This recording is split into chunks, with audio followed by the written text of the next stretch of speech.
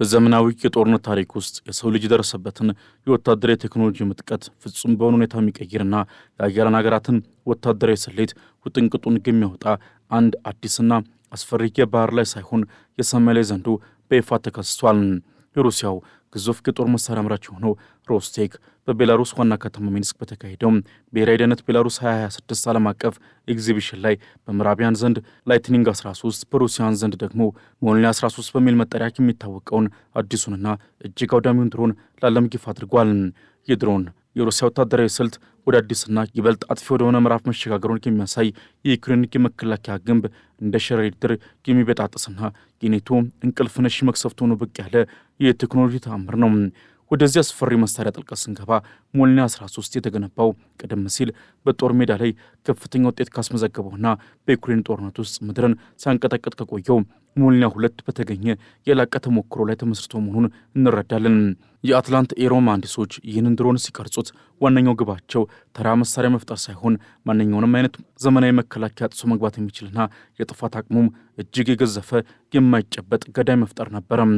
በኤግዚቢሽኑ ላይ ድሮኑ ለሲቪል አገልግሎት የሚውል የጥሩ ገጽታ ሽፋን ቢሰጠውም ማለትም ለድሮን አብራሪው ስልጠና፣ ለፈጣን የኢንዱስትሪ ክትትል፣ ለነፍስ አድን ስራዎችና ለመድኃኒት አቅርቦት ተብሎ ቢገለጽም ከዚህ የዲፕሎማሲ ብላት በስተጀርባ ግን ሞልኒ 13 የታጠቀው እውነተኛ ወሬነት ለማንም የተሰወረ አይደለም። የሞልኒ 13 ቴክኒካዊ ብቃት ማንኛውንም ወታደራዊ ባለሙያ በድንጋጤ የሚያፈዝ ነው። የድሮን በከፍተኛ ፍጥነት የሚጓዝ ቋሚ ክንፍ ያለው እንዲሁም በአብራሪው ቀጥተኛ ጌታ የሚመራ ነው። እጅግ አስገራሚውና አዲሱ ለውጥ ደግሞ ድሮኑ 4 የኤሌክትሪክ ሞተሮች ታጠቀ መሆኑ ነው። ይህ ንድፍ ድሮኑ በከፍተኛ ፍጥነት በሚከንፍበት ወቅት የማይናወጥ ሚዛን እንዲኖረው የሚያደርግ ሲሆን በተለይም አስቸጋሪ የአየር ሁኔታዎችንና ኃይለኛ ነፋስን ተቋቁሞ ወደ ኢላማው የመምዘግዘግ ልዩ ብቃት ሰጥቶታል። ከሁሉ በላይ ደግሞ ይህ ባለ4 ሞተር አወቃቀር ድሮኑን የማይደፈር ያደርገዋል። ምክንያቱም በውጊያው መሃል አንደኛው ሞተር በጥይት ቢመታ አሊያም ቢበላሽ እንኳ ቀሮቹ 3 ሞተሮች ድሮኑን ደህንነቱ ጠብቀው ወደ ኢላማው እንዲያደርሱትና ተልዕኮ እንዲፈጽም ስለሚያስችሉት ነው። ይህ በትክክልም ሩሲያ በኤሌክትሮኒክስ የጦርነት ስልት የታመሰውን የዩክሬንን ሰማይ ለመቆጣጠር የያዘችው ትልቁ ካርድ ነው። የሞልኒ 13 የጥፋት አቅም ሲነሳ ደግሞ ነገሩ ይበልጥ አሰቃቂ ይሆናል። የድሮን እስከ 13 ኪሎ ግራም የሚመዝን ከባድ የጦር መሳሪያ ወይም ፈንጂ የመሸከም አቅም አለው። 13 ኪሎ ግራም ማለት ዝም ብሎ ቁጥር አይደለም። ይልቁንም የአንድን ትልቅ የጦር ታንክ የታጠቁ ወታደራዊ ተሽከርካሪዎችን ወይም በደንብ የተመሸጉ የኮንክሪት መከላከያዎችን በአንድ ብልሳ አመድ ለማድረግ የሚያስችል ግዙፍ ኃይል ነው። ድሮኑ በሰዓት እስከ 120 ኪሎ ሜትር የሚምዘገዘግ ሲሆን እስከ 50 ኪሎ ሜትር ርቀት ድረስ ዘልቆ በመግባት የጠላትን የኋላ ደህንነት የማናጋት አቅም አለው። ይህ ማለት ሩሲያ ከገዛ ምሽጓ ሳትወጣ በዩክሬን ግዛት ጥልቀት ውስጥ የሚገኙ ስልታዊ ቦታዎችን፣ የመረጃ ማዕከላትንና የጦር እዝ መስሪያ ቤቶችን በደቂቃዎች ልዩነት ውስጥ ማግኘት ትችላለች ማለት ነው። የሚገርመውና ምዕራቢያንን እጅግ ያስጨነቁ ሚስጥር ደግሞ የዚህ መሳሪያ ረካሽነት ነው። ሞልኒ 13 የተገነባው እጅግ ውድ ከሆኑ ብረታ ብረቶች ሳይሆን በቀላሉ ከሚገኙ እንደ ፎም፣ ፕላይውድ፣ ፕላስቲክና ቀላል ጥምር ቁሶች ነው። ቀደም ሲል የነበረው ሞልኒ 2 በአንድ ዩኒት $1600 ብቻ የሚፈጅ እንደነበር ስናስብ አዲሱ ሞልኒ 13ም በዚሁ የዝቅተኛ ውጪ ከፍተኛ ጥፋት ፍልስፍና ላይ የተመሰረተ ነው። ይህ ስልት ሩሲያ በሚሊዮን የሚቆጠሩ ድሮኖችን በአጭር ጊዜ ውስጥ በብዛት አምርታ ወደ ጦር ግንባር እንድታዘንብ ያስችላታል። ምዕራቢያን አንዱን ድሮን ለመምታት በሚሊዮን የሚቆጠር ዶላር የሚያወጣ ሚሳኤል ሲያባክኑ፣ ሩሲያ ግን በሺዎች የሚቆጠሩ ርካሽ ነገር ግን ገዳይ ድሮኖችን በመላክ የጠላትን ሀብትና የመከላከል አቅም እያሟጣች ትገኛለች። ይህ የወባ መንጋ ስትራቴጂ ሩሲያን በ2026 የጦርነት አውድ ውስጥ ፍጹም የበላይ አድርጓታል። ወደ ጦር ሜዳው እውነታ ስንመለስ የሞልኒ ድሮኖች ታሪክ በደንብ የተጻፈ መሆኑን እንረዳለን።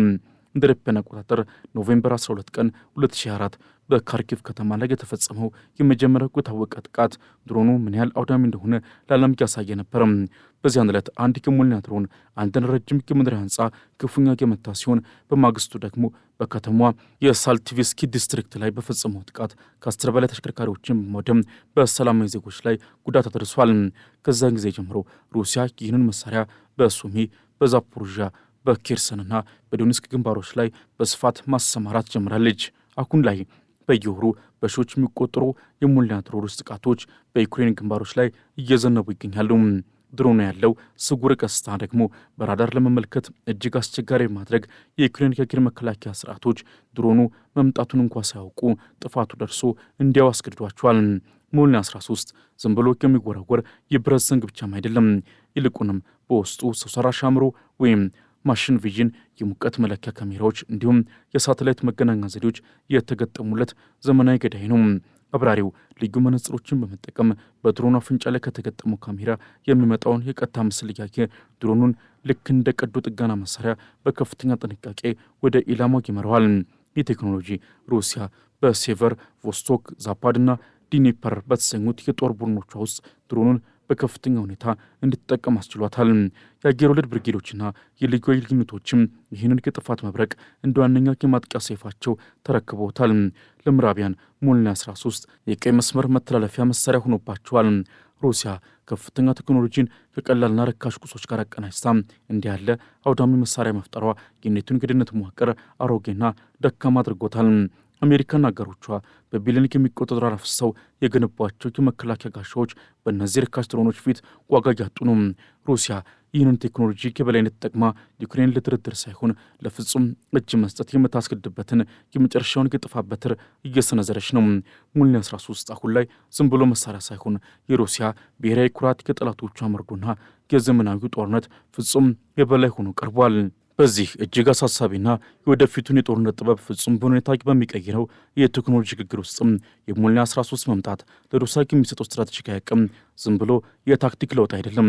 ይልቁንም ሩሲያ በዓለም አቀፍ ደረጃ የድሮን ሱፐር ፓወር ሆና እንድትወጣ የሚያስችላት የታሪክ መገላበጫ ነው። በቀጣይ ቀናትና ወራት ይህ ገዳይ አሞራ ለሩሲያ የጦር ኃይል የሚሰጠውን ሁለንተና አቅም በዝርዝር ስንመለከት የምዕራቢያን ወታደራዊ ዕቅድ አውጪዎች ለምን እንደተሸበሩ በግልጽ ያስረዳል። የመጀመሪያው የሚጠበቁ ጉዳይም የታጠቁ ተሽከርካሪዎች መቃብር የመሆን ብቃቱ ነው።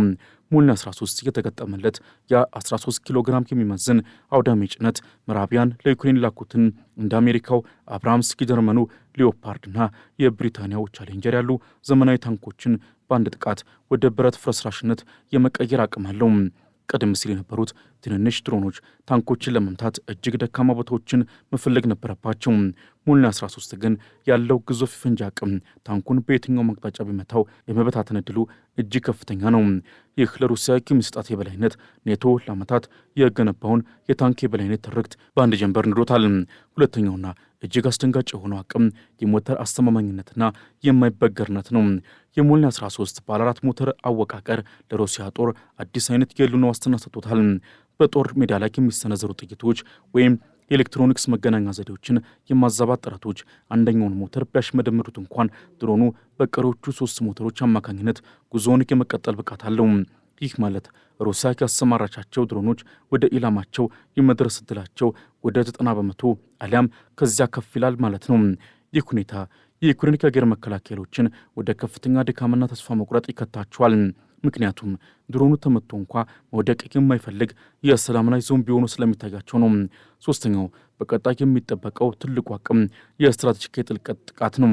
ሞልኒ 13 እስከ 50 ኪሎ ሜትር ዘልቆ የመግባት አቅሙ ሩሲያ የዩክሬን የኋላ ደህንነትን ሙሉ በሙሉ እንድታናጋ ያስችላታል። ይህ ማለት ከፊት መስመር ርቀው የሚገኙ የጦር መሳሪያ ግምጃ ቤቶች፣ የነዳጅ ማከማቻዎች፣ የጦር መኮንኖች ስብሰባ የሚያደርጉባቸው ህንፃዎችና የሎጂስቲክስ መስመሮች አሁን በሞልኒ 13 አፈሙዝ ስር ወድቀዋል ማለት ነው። በሰዓት 120 ኪሎ ሜትር የሚከንፈው ይህ ድሮን የዩክሬን ጦር እርዳታና ጥይት ከኋላ ለማምጣት የሚያደርገውን እንቅስቃሴ ሽባ የማድረግ አቅም አለው። ይህም ሩሲያ ዩክሬን በቁሟ እንድታንቃት ትልቅ ዕድል ይፈጥርላታል። አራተኛውና ለምዕራቢያን እጅግ የሚረብሸው ነጥብ የኢኮኖሚ የበላይነት ነው። ሩሲያ በሞልኒ 13 አማካኝነት ረካሽ ጥፋትን ላለማስተምራለች። አንድ ሞልኒ 13 ለመስራት የሚወጣው ወጪ ከጥቂት ሺህ ዶላሮች የማይበልጥ ሆኖ ሳለ ዩክሬን ይህንን ድሮን ለመምታት የምትጠቀመው የፓትሪዮት ወይም የአይርስቲ ሚሳኤል ዋጋ ግን በሚሊዮን የሚቆጠር ዶላር ነው። ይህ ማለት ሩሲያ በየቀኑ በመቶዎች የሚቆጠሩ ድሮኖችን በመላክ ብቻ የምዕራቢያንን ካዝናና የሚሳኤል መጋዘን ባዶ ሊያስቀሩ ይችላሉ ማለት ነው። ሩሲያ ይህንን የብክነት ጦርነት ዋር ኦፍ አትሪሽን በሞልኒ 13 አማካኝነት በቀላሉ ልታሸንፉ እንደምትችል ወታደራዊ ተንታኞች ይስማማሉ። አምስተኛውና የወደፊቱ ትልቁ ሽግግር የሰው ሰራሽ አስተውሎትና የነጻነት አቅም ነው። አዲሶቹ የሞልኒ 13 ስሬቶች የተገጠመላቸው ማሽን ቪዥን ቴክኖሎጂ ድሮኑ ከአብራሪው ጋር ያለ ግንኙነት ቢቋረጥ እንኳ የገዛ አይኑን ተጠቅሞ ኢላማውን ለይቶ የመምታት አቅም ይሰጠዋል። ይህ ለሩሲያ የሚሰጣት አቅም እጅግ አስፈሪ ነው። ምክንያቱም በቀጣይ በሚደረጉ ጦርነቶች የኤሌክትሮኒክስ መከላከያ ከሚባለው ነገር በሞልኒያ ፊት ዋጋ ቢስ ሆኖ ይቀራል። ድሮኑ አንዴ ከተለቀቀ በኋላ እንደ ንስር አሞራ ኢላማውን አድኖ መበላቱ አይቀር ይሆናል። በመጨረሻም ሞልኒያ 13 ለሩሲያ የሚሰጣት ትልቁ አቅም የስነ ልቦና የበላይነት ነው። የዩክሬን ወታደሮች በየቀኑ በሰማይ ላይ የሚሰሙት የድሮን ጮት መቼና የት እንደሚወድቅ አለማወቃቸውና በባህር ላይ ሳይሆን በየቤታቸው ደጃፍ የሚመጣ መቅሰፍት መሆኑ በሰራዊት ውስጥ ታላቅ ፍርሃትና የድንጋጤ ድባብ ይፈጥራል። ሩሲያ ይህንን ድሮን የማያቋርጥ የሞት ጥላ በመጠቀም የጠላትን የመዋጋት ሆኔ ሙሉ በሙሉ የመስፈር አቅም አግኝታለች። ምዕራቢያን አሁን ላይ የያዙት አማራጭ ወይ ሞልኒያን የሚመጥር ርካሽ መከላከያ መፍጠር፣ ካልሆነም ደግሞ ሩሲያ በድሮን ቴክኖሎጂ ዓለምን ስታጥለቀለቅ በዝምታ መመልከት ብቻ ነው። ሞልኒያ 13 የሩሲያ ወደፊት ወታደራዊ የበላይነት ዋስትና ነው። የድሮን ዝም ብሎ መሳሪያ አይደለም። እሱ የሩሲያ የጥፋት ሰይፍ፣ የምዕራቢያን የፍርሃት ምንጭና የዘመናዊ ጦርነት ንጉሥ ነው። የዚህ የብረት አሞራ ጥላ በዩክሬን ላይ እስከ ተረከፈከፈ ድረስ የዓለም ፖለቲካም በዚሁ ድሮን አፉም ስር መመራቱን ይቀጥላል። ሩሲያ የገነባችው ይህ አዲስ አቅም ዓለምን ወደ የድሮን መንጋ ዘመን በይፋ አሸጋግሯታል። ውጤቱም የሩሲያን ድልና የጠላቶቿን ውድቀት የሚያፋጥን ታሪካዊ ክስተቱን ይመዘግባል። ዓለም አሁን ያለችው በዚህ አዲስ የኃይል ሚዛን ውስጥ ነው። ሞልኒያ 13 ደግሞ ያንን ሚዛን ወደ ሞስኮ እያዘነበለ ይገኛል። ለማጠቃለልም የሞልኒያ 13 በቴህራን ሳይሆን በሚንስክ አደባባይ መታየት የጦርነት ነጋሪት ግሳት ነው። ሩሲያ ዩክሬን ለማንበርከክ የያዘችው የሰላም ላይ ቁልፍ አሁን ላይ ይበልጥ አውዳሚና የማይጨበጥ ሆኗል። የዩክሬን ሰማይ በሞልኒያ ድሮኖች ሲጥለቀለቅ፣ ምዕራቢያን ደግሞ በከበባ ውስጥ ሆነው የመዳኛ መንገድ ይፈልጋሉ። የባሩድ ሽታው ወደ ሰላም ነፋስ እስኪቀየር ድረስም ዩክሬን የመከላከልና የማጥቃት እርምጃዋን አጠናክራ በመቀጠል የዓለምን የኃይል ሚዛን ዳግም ለመቅረጽ እየታገለች ነው። የኪየቭ ትንሣኤም ከእንግዲህ ሊታሰብ የሚችለው በሩሲያ በሚታዘዘው የሰላም መንገድ ላይ ብቻ ነው። እስከዚያው ግን የሩሲያ የጥፋት መብረቅ ሰማዩን እየቀደደ የዩክሬንን ታሪክ በደም ይጽፋል።